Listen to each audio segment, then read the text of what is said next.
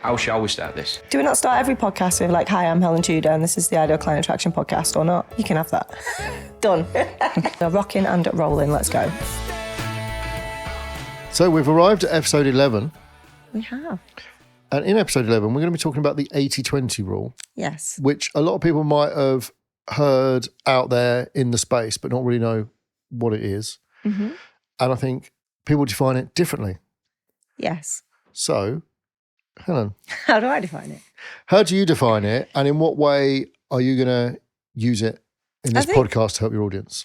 So I think it's just understanding it's a law and it's normal and it's part of business. And what I mean by it when I say it is like 80% of your 20%, like let's look at your clients, right?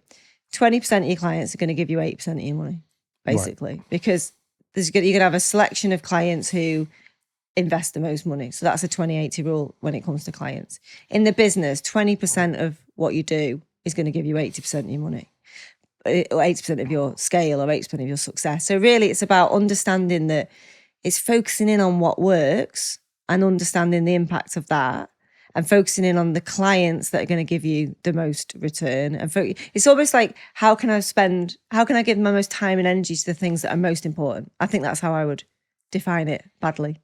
No, I think that's good. It's better than earlier on when we were calling it the potato principle, because we were trying to figure out, because it's called the Pareto, or depending on whether you're American or not. And I think you're right. I think that's a great way of explaining it. And it's like 20% of your efforts can give you 80% of your returns. Yeah. You know, and you'll hear these kind of things. That doesn't mean you don't get to do like the other 80% of the things. Some people make out that like just focus on the 20% of the things. It's like, well, the other 80 still needs to happen. They do. So that's the one thing I would say that sometimes gets missed in explanations about this, is just because 20% of your tasks and skills and things you do produce a lot of the results, will outperform the 80. It doesn't mean always that you can ignore the stuff in that 80 that doesn't need to happen. Yeah, like with the clients, 20% are going to give you 80% of your revenue, but the other 80% of your clients are still going to top up that revenue. So they're all an essential part of it. It's just seeing and understanding it as a principle. And I think one of the things that I say to clients quite often is, what are you doing? Well, what did you do before that worked that you stopped doing? Because I think sometimes we can do something in our business that works really well. I see this like with launches or challenges or maybe putting out an offer. And it's like, why don't you do it anymore?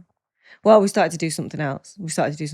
Instead of thinking, well, if it worked before, then we need to sort of double down on that and make that a really core part of what we're doing, because it's that's really leveraged. So the more we can do that, the better results we're going to get. But instead, I see people almost like chopping and changing strategies when it comes to marketing and business, and not looking at where are we putting in the minimum effort to get the most leverage results, and why don't we do more of that, or try and put more time, attention, money into scaling that element, rather than putting your time and energy into something that is just not giving you the same return. I think that certainly makes a lot of sense. And I would say apply that to marketing platforms and where you're spending your time. Yes. Have a look at where you're spending your time to where you're getting the results. Mm-hmm. If you are getting, and also you've got to judge into this the value of the customer you're getting from each platform. Yeah. Because that's sometimes not always equal. But say, for example, you've got 5 platforms, LinkedIn, Instagram, Facebook, TikTok, and other. I thought it was about 5. Yeah, it was 4-ish. But YouTube. So say, for example, you got that and you'll be like, okay, where am I getting the best returns? Where am I getting the best clients for? Where am I getting the highest scoring people in my score app? See, that'd be another interesting thing to do. So when you've got this data, and we might have mentioned data quite a bit in this podcast. I know, which surprises me, but it makes me feel like a grown-up business owner. But like when you got the data from the score app, and you can go like, right, this is the scores of the people that I'm sending from Facebook. These are the ones from TikTok. These are the ones from YouTube that have watched something that's at least 20 minutes long. These are the ones that read in my blog post. These are there. Right. But I'm spending equal the amount of time, but these are infinitely better. Yeah. So what I would say is, if the scorecards are higher from YouTube and from reading your blog posts, maybe they need a little bit more time or budget than the other ones. Yeah, time, energy and attention into what's working. Absolutely. So you can look at all things, and that's a really powerful question that you asked. It's one of those questions that if you are on your own in your business, that should be in your monthly appraisal meeting with yourself, or your quarterly appraisal meeting with yourself. It's like, what was I doing that I'm no longer doing that I should bring back? Yeah, and just to segue a little bit into private life, because we've gone deep into work stuff really, but what did you used to do in your personal life that you're not doing anymore? Yeah. That you used to love and now you stopped doing it for whatever reason. And this is a question I ask a lot of my clients when they're feeling stuck, feeling frustrated, for things are plateauing. And it's like, well, I used to insert thing, right? I used to go dancing. I used to do my yoga. I used to, go, I don't know, World War III reenacting. Well, not reenacting, enacting. Like whatever it might be. And it's like, it's stopping doing that 20% of things that you used to do of your time. Stopping that has now caused the other 80% of your time to you're not feeling good. Energy's not good. You the way that you're feeling isn't good. You're not feeding your soul, which means that you're not feeling good the rest of the time. And it's kind of, how can you look for those elements of your life and your business where if you do, we've talked about boundaries, if you do put a boundary around that and we see that that's the thing that works, that's the thing that moves the needle, that's the thing that makes the difference on the biggest impact with the smallest amount, then those are things that we need to kind of make sacred and make a really important non-negotiable in business and life. I think that's really useful, because I think you're right, the principle does apply to most things.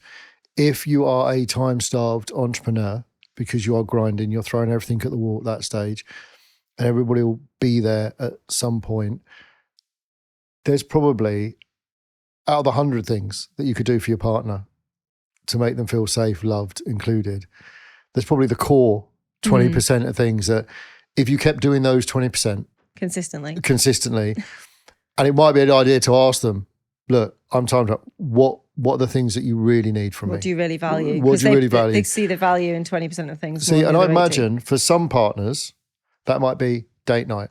I want to go out with you. I want to feel like your partner. So funny after what I was saying about Stu. We have that one night. Absolutely. It's sacred. That's the 20% of our week. It could be like, that's that one night. For someone else, it might be, I don't want to do the bins.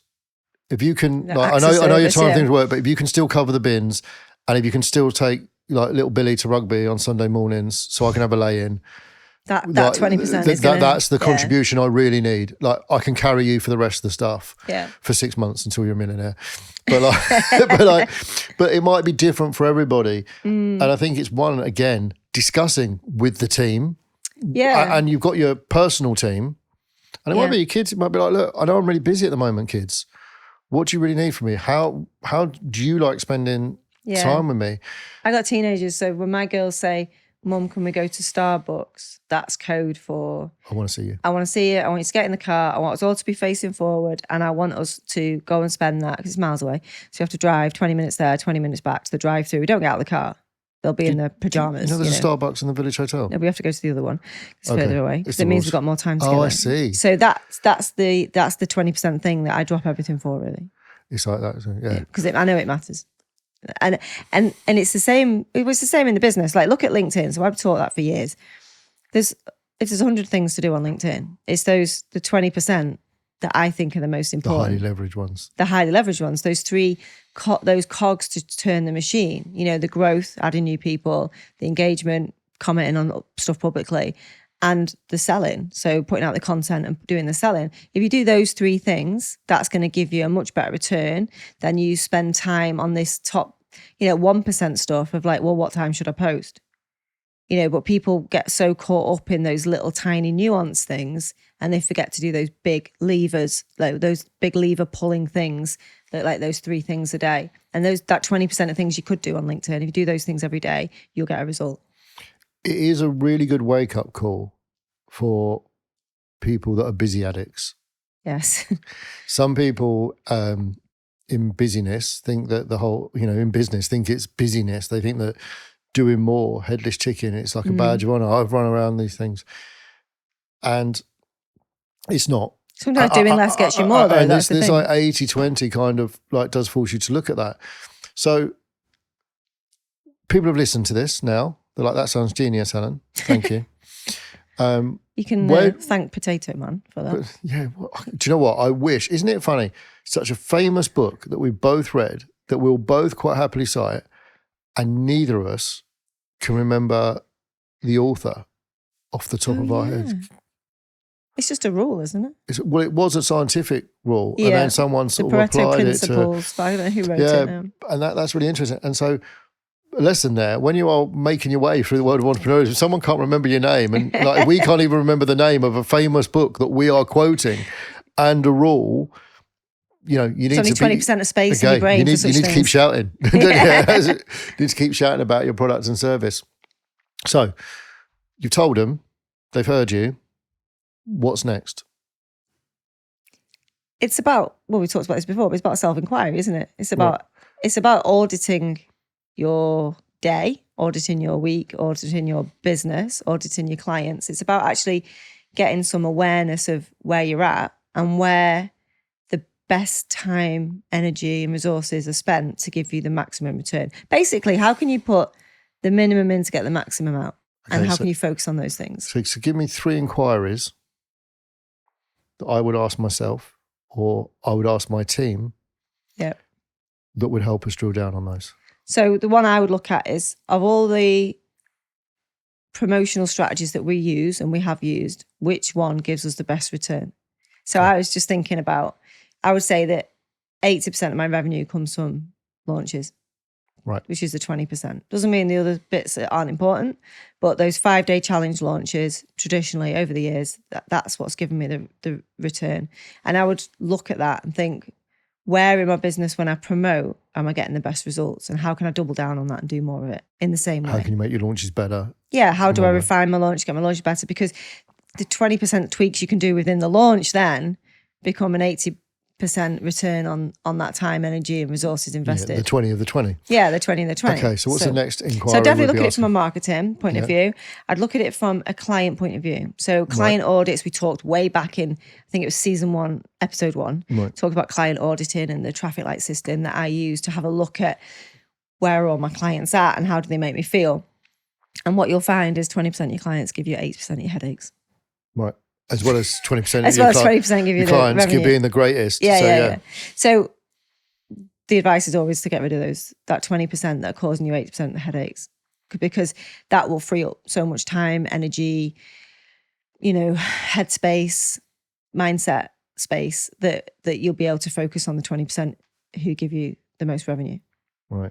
That's quite interesting, isn't it? Because if you say you got like the great 20%, like who are the 20% of our clients that make us happiest? We love working with. Who are the 20%? Because then it's like gives you most 80% of your problems. 80% of your problems. It's kind of like, well, there's like 60% there's somewhere in the middle. Kind of, and where can we move those?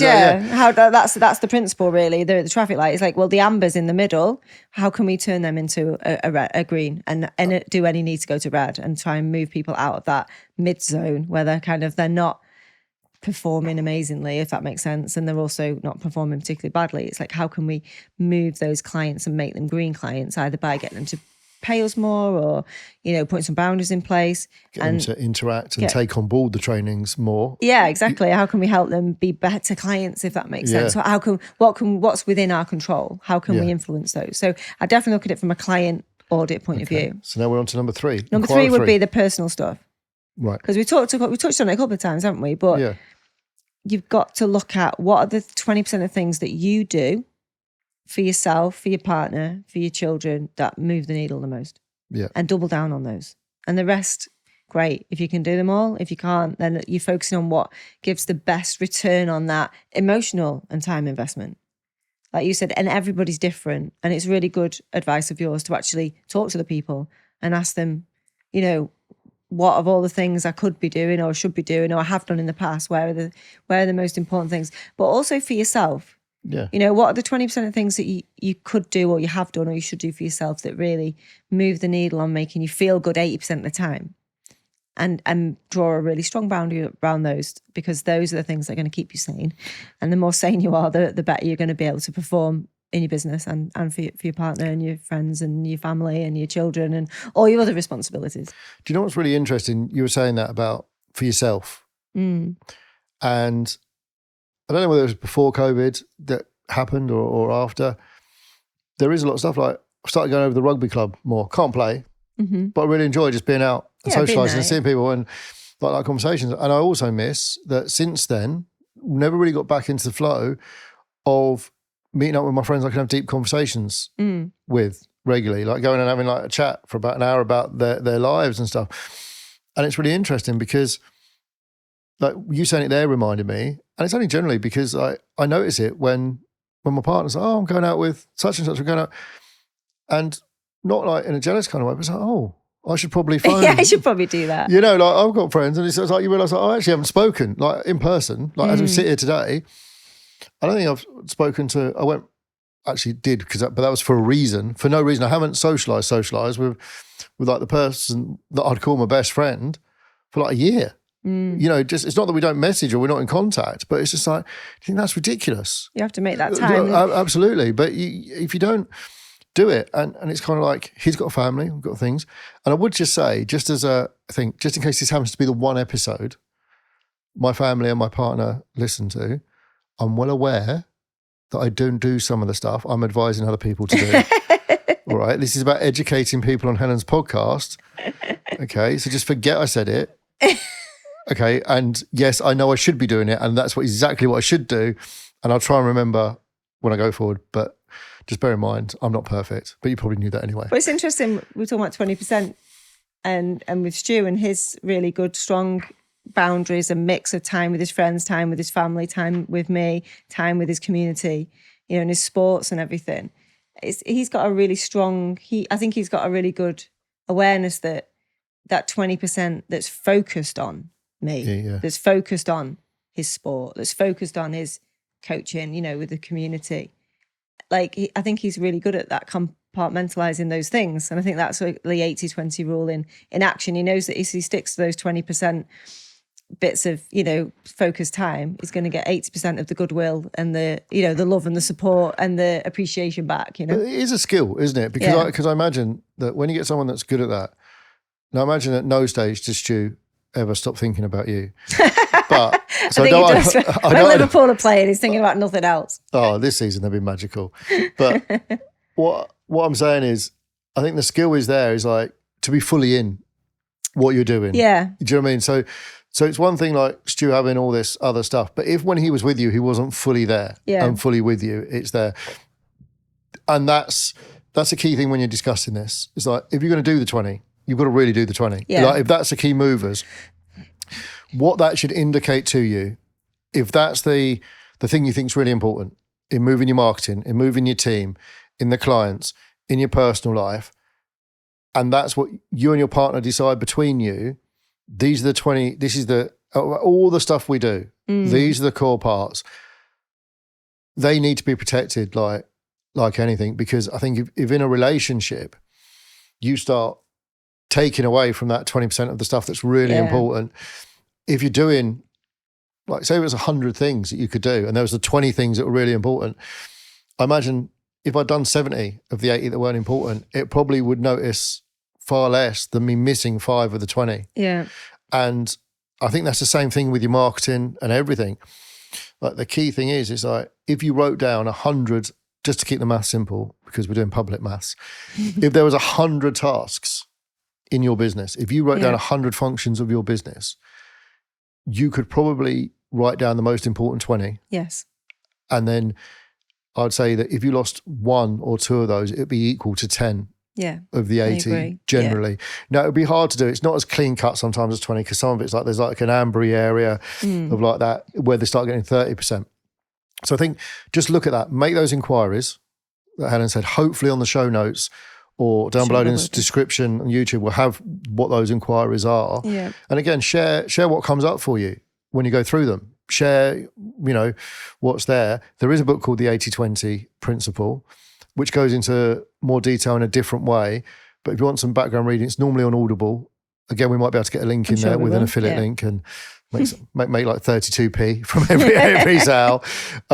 It's a great kind of one to have in the background when you're driving around in the car, because it's kind of like I get it. Yeah. So if you haven't fully got it from our brief description here, you know, what we think is there. The other tangent on this is there is also a book called The Pumpkin Plan. Have you heard of that book? No, I've not heard that one. So it's by Mike Malkovich, who I'm probably ruining his name. Does great things. Wrote Profit First. Yes. So basically there's a theory, and it's the same thing as the 80-20 theory, but described in a different way. It's when they're growing record-breaking pumpkins, if they want the pumpkin to win, they have to look at the vine and cut all the pumpkins that aren't going to be world champions. Okay. So they have to start with the best seed to start with. So they have to start with the best seed, and then they cut any pumpkin that ain't going to be a world champion to enable the full growth to go for the big one. Right. And it's a kind of another entertaining way of looking at it, but from a similar principle. So if you're thinking about the 80-20 rule and someone goes, oh, it's like the pumpkin theory. That's what I mean. That's what they mean. It's a very similar thing. It's basically the same thing, focusing on the biggest drivers in all areas and really paying attention to those and moving those on. And not diluting it with all the other stuff. Yeah. Yeah, not sacrificing that. Doing all the other stuff, but only once that's been fully nurtured. Yeah, absolutely. And I think, like what you say, with clients and products, it's like that's the product that brings in all our money. That's the one that needs our attention. Yeah. If you've got a product that's bringing in 80% of your money, then that's the one that goes to the top of the pile for care, love, and attention. Yeah, agreed. All the time. Right. I think that's good. So, thanks, the Pareto person is Pareto. Oh. He wrote the book. Right, Mr. Pareto. So there we go. Our producer Mark. I don't even hear because he's not marked up. Mic'd up. Dr. Pareto. Is that his name? Must be a doctor. Vilfredo.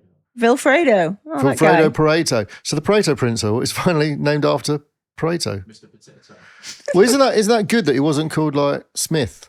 Yeah, exactly. It's like Joe's principle. Pareto potato. Anyway. Okay, so we'll make sure that's linked to in there. But similar principles, but you will find other people trying to repackage the same thing. Like we have done badly in some ways. But yeah, it's a key thing for you to know in season 2 in that stage of your business. Focus on the important things. Do the inquiries with yourself that hadn't asked, and I'll do those regularly. Yes. And life will get better. That's it. And that's it, episode 11. See you in episode 12. Thanks, John. Thanks, Helen. 'Cause these are the best